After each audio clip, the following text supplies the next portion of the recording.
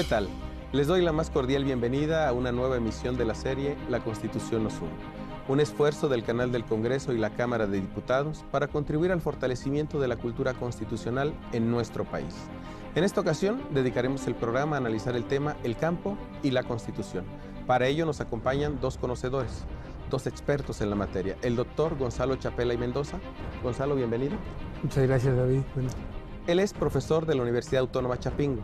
También nos acompaña el doctor Octavio Climet Alcaraz. Octavio, bienvenido. Muchas gracias, David, por la invitación. Él es asesor parlamentario y analista ambiental. Antes de iniciar a tocar este tema, acompáñenos a ver un reportaje que hemos preparado para ustedes. La Revolución Mexicana otorgó voz a todos aquellos campesinos que habían sido despojados de sus tierras desde el siglo XIX. El Plan de Ayala presionó al movimiento revolucionario de Madero para que atendiera la cuestión agraria. Al ser asesinado el entonces presidente Francisco I. Madero, los zapatistas, junto con los villistas, impulsaron que el campo fuera tema principal en la Soberana Convención, establecida primero en Aguascalientes y después en Morelos. Estas huestes querían reivindicar la posesión de las tierras por parte del campesinado, el trabajo agrario y el reparto del territorio entre la población, circunstancia que lograron al tener un lugar primordial en las discusiones que más tarde darían forma a la legislación constitucional y que serían retomadas primero por Carranza en las adiciones al Plan de Guadalupe de 1915 y posteriormente por el constituyente en Querétaro entre 1916 y 1917. Promulgada la Constitución Política de los Estados Unidos Mexicanos y fundamentándose en el artículo 27 constitucional, los presidentes Álvaro Obregón y Plutarco Elías Calles comenzaron el reparto agrario encaminándolo a la pequeña propiedad, con el fin de preservar los intereses económicos del país. Durante el sexenio de Lázaro Cárdenas se hizo el mayor reparto de tierras, alcanzando 25 millones de hectáreas divididas entre la población dedicada a las labores del campo. Sin embargo, el ejido concebido como propiedad comunal en 1917 fue reformado constitucionalmente en 1991 para que los ejidatarios y comuneros decidieran sobre el mejor aprovechamiento de sus recursos naturales y así ser sujetos de seguridad jurídica y del bienestar de estas familias. Hoy en día, es necesario analizar las condiciones en que se encuentra el campo mexicano y sus alcances en la Constitución. Gracias por continuar con nosotros. Les recuerdo que pueden seguirnos a través de redes sociales y formular preguntas en la dirección de correo electrónico que aparece en sus pantallas.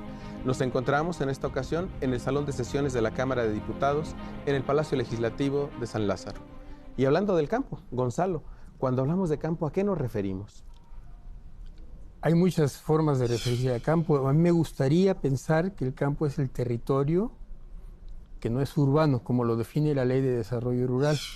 Y eso nos lleva a la idea de que no solamente es agropecuario, sino que es un lugar con otras oportunidades, con otros problemas, y donde ya cada vez la mayoría de la población no tiene acceso a la tierra.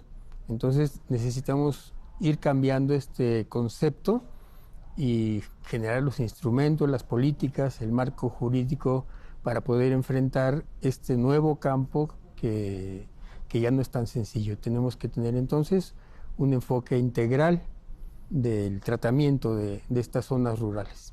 Claro, y es muy importante lo que acabas de decir porque habrá que recordar que la Constitución casi siempre se liga a un proceso revolucionario que inició con demandas campesinas, con luchas campesinas, y uno se quedaría con la idea de que el campo se refiere precisamente a ese tema de la tierra, pero como ha dicho Gonzalo, tenemos un nuevo conjunto de elementos o factores que integran este concepto. ¿Qué podríamos abundar ahí, Octavio? Bueno, yo lo que partiría es de que los tiempos con relación a las viejas demandas de la revolución han cambiado. Y yo pensaría de inmediato en que, bueno, el campo es aquello que nos va a dar los recursos y todos aquellos elementos para que las ciudades se pueda vivir en las ciudades. Pero el campo también ya está sujeto a fenómenos de carácter global, como es cambio climático, por ejemplo. Entonces, hay escenarios que van a ir diferenciándose y a los cuales la gente que vive, por ejemplo, en las comunidades rurales, tiene que buscar cómo lograr que los equilibrios y la armonía con esas ciudades, que precisamente ahí es donde en muchos se ha generado estos cambios globales, ¿no? y que no son para bien. Y eso yo creo que tenemos que repensar incluso nuestra propia Constitución, de cómo se dio el proceso de la injusticia del reparto agrario, y que nos llevó a la Constitución del 17, que nos llevó a la generación de la propiedad social en ejidos y reconocimiento de las comunidades y los pueblos indígenas. Y ahora, ¿cómo lo podemos lograr convivir, dado que la sociedad ha cambiado y ya no es esa sociedad donde había jóvenes en el campo, donde había mucha gente trabajando? Ahora expulsa gente, hay migración, hay más ancianos, hay más mujeres. Entonces, todo ese problema, por un lado. Y por otro lado, le hemos tomado en muchos de sus recursos. Hay actividades extractivas que no necesariamente viven en armonía con la visión que tenemos cultural del campo agropecuario, ¿no? Por ejemplo, de producción meramente de alimentos. Y ahí están los grandes escenarios, los grandes debates, los grandes dilemas que tenemos que resolver ya en este siglo XXI. Claro. Y aquí, Gonzalo, creo que tú ya dejaste muy clara la idea de esta ruralidad que se menciona en la legislación. Sin embargo, cuando hablamos de ese contexto que ha cambiado diametralmente en 100 años, por supuesto, también estamos hablando de retos y desafíos nuevos. Mencionábamos, por ejemplo, un tema que es el de la alimentación. ¿Cómo lo podríamos ligar hoy día, ¿sí?, como un reto que la Constitución ha recogido y que debería servir para enfocar políticas públicas orientadas al campo, a esa nueva versión o visión del campo? Desde luego, hay que tomar en cuenta que en la reforma constitucional de 2011 en materia de derechos humanos se establece el derecho humano a la alimentación, y eso llevó también a una reforma complementaria del artículo 27 constitucional, en donde nos habla de un desarrollo rural integral. ¿Y qué quiere decir integral? Quiere decir que el campo como territorio, como lugar, no solamente es una fuente de recursos naturales que se pueden extraer, y no solamente de alimentación, sino que es un lugar donde se desarrollan servicios, se desarrollan diferentes actividades y que tiene potenciales. Hemos planteado la idea de explorar todas las posibilidades que estén al alcance para sustituir esta idea de cadenas de valor que son largas por redes locales que van haciendo aglomeraciones de actividades económicas que pueden ser de producción, que pueden ser de servicios, y que eso genera una cantidad de derrama y de oportunidades de empleo. Porque sí es cierto que hay expulsión, pero ahora estamos viendo que esa expulsión, que por mucho tiempo ha sido destinada a Estados Unidos, a las migraciones temporales o migraciones permanentes, o a las ciudades, cada vez es más difícil porque no hay espacio.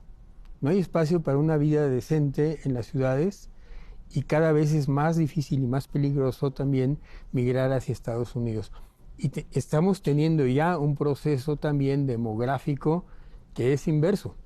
O sea, la repatriación de sujetos y también el movimiento de gentes, de contingentes a veces importantes, de personas que no encuentran oportunidades en las ciudades y se quedan atrapadas entre una vida rural y una vida urbana. Y ahí tenemos entonces un desafío que realmente es colosal. Actualmente la cuarta parte de la población vive en el campo, pero son territorios que se están disputando. Me parece que tenemos también, y hablando de Constitución, un dilema bien fuerte que no sé en qué momento va a llegar a la Suprema Corte de Justicia de la Nación, entre derecho humano, derecho de indígenas a los territorios, a los medios de vida, y por otro lado la reforma reciente en materia de hidrocarburos, y la ley minera que sobrepone a esos derechos y contrapone. Yo veo un choque de trenes muy difícil de mediar con soluciones intermedias de ganar-ganar. Aquí yo veo un choque muy difícil de evitar, frontal, entre las actividades mineras, la prospección de hidrocarburos, la hidrogeneración con inundaciones de comunidades, de territorios completos, y estos derechos humanos que están ya consagrados en este nuevo ciclo de reformas a la Constitución de 1917. Creo que ahí tenemos que imaginar de una manera muy fuerte y también ver en qué manera lo podemos resolver. Claro, y aquí hay un tema que es sumamente importante. Cuando hablamos de hoy día del campo, lo hemos ligado muchas veces de manera errónea con el atraso, con ciertos elementos o carencias en el ámbito de los derechos. Pero sobre esto hablaremos después de una pausa. En el último ciclo del año 2017, en México se sembró una superficie de 3.6 millones de hectáreas que produjeron 26.5 millones de toneladas de alimentos.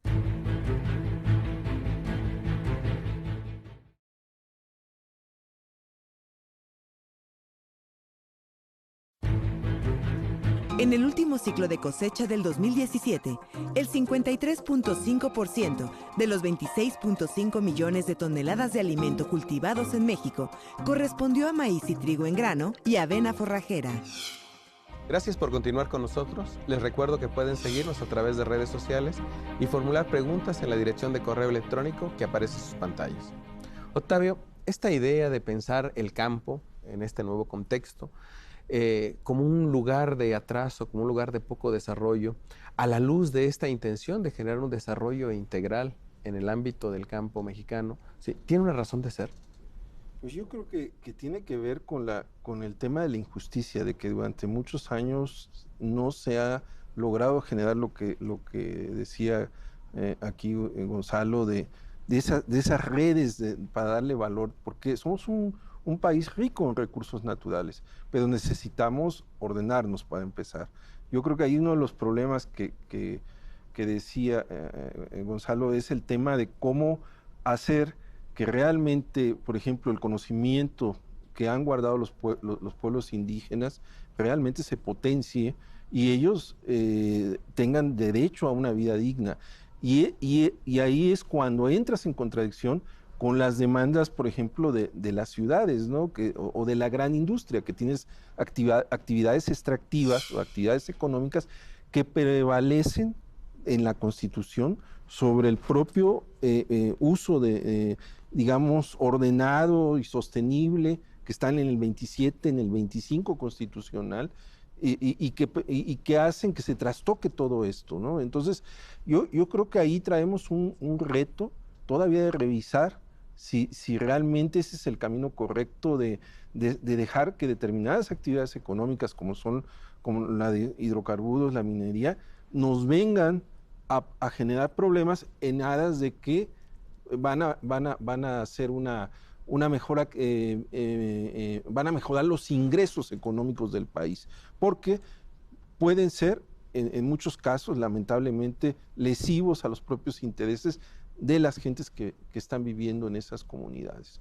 Y ahí es un tema y un reto de revisión que tendremos que hacer en la Constitución sobre estos temas. Por ejemplo, lo que decía la reforma de 2013, que también se contrapone a la reforma del 2012 del derecho a un medio ambiente sano y el derecho al agua para las personas, que ahí nos dice que tendríamos que hacerla con una gestión integral del recurso agua, y eso significaría, bueno, agua para las personas, pero sí manteniendo el equilibrio del ciclo hidrológico. La sustentabilidad. Y la sostenibilidad. Gonzalo, y me parece que esto ya de alguna manera lo dejaste sentado, pero resulta importante resaltarlo.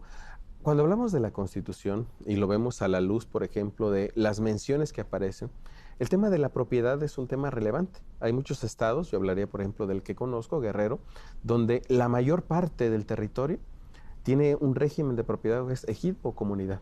Sin embargo, lo que vemos en todos estos cambios que se han dado es que precisamente se pone en tela de duda la viabilidad de este régimen de la propiedad en el país. En el momento actual, cuando hablamos del campo, ¿el ejido sigue siendo viable? ¿Este tipo de propiedad sigue siendo viable? Bueno, yo definitivamente creo que el tipo de propiedad sí, pero lo que es nuestro reto ahora de repensar es la institución ejido. Y lo quiero mezclar provisionalmente, diríamos, con el régimen comunal, que sabemos que tiene diferencias muy sustanciales, en el sentido de que hay, me parece a mí, una elaboración mucho más complicada de la idea de propiedad. Esto de la propiedad plena no existe, sino que tenemos que entender que la propiedad es una suma, le llaman ramillete, de derechos diferentes de propiedad. En un ejido de mi tierra, por ejemplo, en una época del año hay una propiedad individual de parcelas, y a partir de San Francisco, que está próximo a llegar, se abre el espacio de las parcelas individuales y se convierte en potrero colectivo para todos. Entonces, una época del año es colectivo, otra época del año es individual y es propiedad. Hay una cantidad de... Pongo esto solo como ejemplo, pero lo que quiero llamar la atención es que hay una serie de cuestiones que tienen que ver con los derechos, así en un plural muy, muy amplio de la propiedad. Lo que sí me parece que tiene que reelaborarse es la idea del ejido como una comunidad de iguales, que ese fue su origen, la lucha agraria, donde se daba lo que llamamos una institución total. Ahí se ve el asunto del cura, se ve el asunto del médico, del maestro, de la carretera, del agua potable y de la producción. Pero llega un momento en que esa institución, esa asamblea de ejido, no permite la participación y genera entonces una exclusión, a veces ya de la mayoría. Entonces, ¿cómo podemos revitalizar la institución ejido o comunidad, no solamente en términos de la tierra y de la producción, que yo planteo hace un momento que las redes locales de valor, que lleva a la diversificación de actividades, pues es posiblemente la ruta más importante para darle salida a este problema de oportunidades para la población. Pero no solamente eso, sino también cómo se hace una gobernanza, una institucionalidad local de estas comunidades para que puedan tener un gobierno y una gestión adecuada de los recursos que pueden ser o no más o menos escasos y las posibilidades también que hay. Ahí tenemos otro reto también muy grande. No, y me parece que son fundamentales a la luz de lo que se mencionaba, que es ese campo tan amplio, ese concepto tan amplio, donde están los recursos que al final sirven para quienes viven en las ciudades o quienes vivimos en las ciudades y que entrañan, como tú bien lo has dicho, que entrañan situaciones que en ocasiones no se conocen por la propia ciudadanía, que se desconocen incluso en ocasiones, hay que decirlo también, por quienes son los encargados de definir, diseñar e implementar las políticas públicas. Sobre este tema hablaremos después de una pausa. Durante 2017, las siembras de primavera-verano fueron de 10.9 millones de hectáreas, 538.8 mil hectáreas más de lo esperado.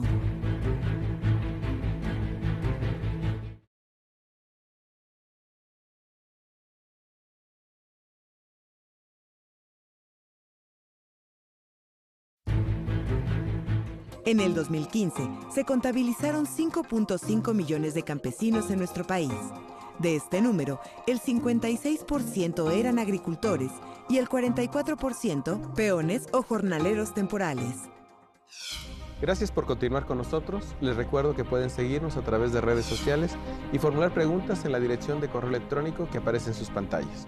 Octavio, cuando hablamos de estos retos, de estos desafíos que son inherentes al diseño, a la implementación de políticas públicas, en materia de agua, en materia forestal, ¿cuáles serían los más relevantes?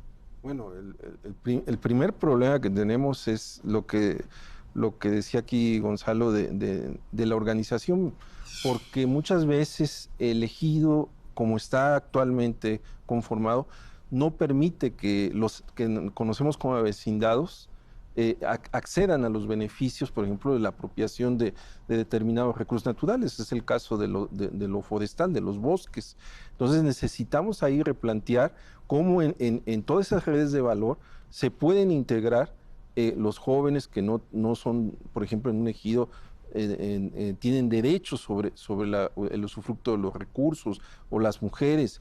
Entonces tenemos que trabajar en ese reto de integrar a la gente a la apropiación colectiva de los recursos naturales y de manera sostenible, que ese es otro de los retos. Pero para eso hay un tema, que es que también tenemos que fomentar el desarrollo que le hemos llamado, por ejemplo, el desarrollo forestal comunitario, ¿no? El desarrollo por las propias comunidades para apropiarse de sus recursos naturales, y no sorpresa, por ejemplo, de lo que tristemente se dio durante décadas, que era, por ejemplo, que alguien llegaba, lo que conocíamos como el rentista, llegaba y compraba los derechos de la madera en algún momento del proceso, a veces en el propio bosque, y se hacía de los bosques a precios a veces leoninos y con serios costos de deterioro. Entonces tenemos que trabajar mucho en la organización, en la inversión, y ver que eso además nos va a redituar a las propias ciudades, porque cuando tú tienes un buen manejo de los bosques, vamos al tema del agua, pues vas a tener ahí un sitio donde que vas a captar agua para esas ciudades y vas a mantenerlas de manera sostenible, el proceso del ciclo hidrológico del agua. Entonces, si nosotros, los que estamos en las ciudades, no repensamos la gran necesidad de que tenemos de volver los ojos al campo, de darle recursos, de apostarle a la organización, de todo este trabajo que hay que hacer, pues vamos a seguir cojeando de ese pie, digámoslo así. Claro. Y evidentemente el campo no se agota ahí. Hablaríamos siempre lo vemos como una parte de una actividad económica, pero hay nuevas actividades económicas. Bien lo mencionaba, la parte extractiva, con todos los bemoles que tiene en el régimen jurídico, en el reto que entraña en la relación con los procesos de autodeterminación de pueblos y comunidades indígenas, pero también hay turismo rural, por supuesto, y hay muchas vertientes. Dentro de este contexto, Gonzalo, ¿tú qué podrías decir que constituye un reto también, especialmente para las zonas donde existen pueblos y comunidades indígenas? Tenemos un régimen mixto, y lo hemos tenido así, donde coexiste iniciativa privada con lo que llamamos el sector social, que inclusive hay quienes quieren desconocerlo y que no hablemos de esto porque es molesto, es difícil de tratar esto del sector social. Entonces tenemos en la industria y tenemos en el campo también.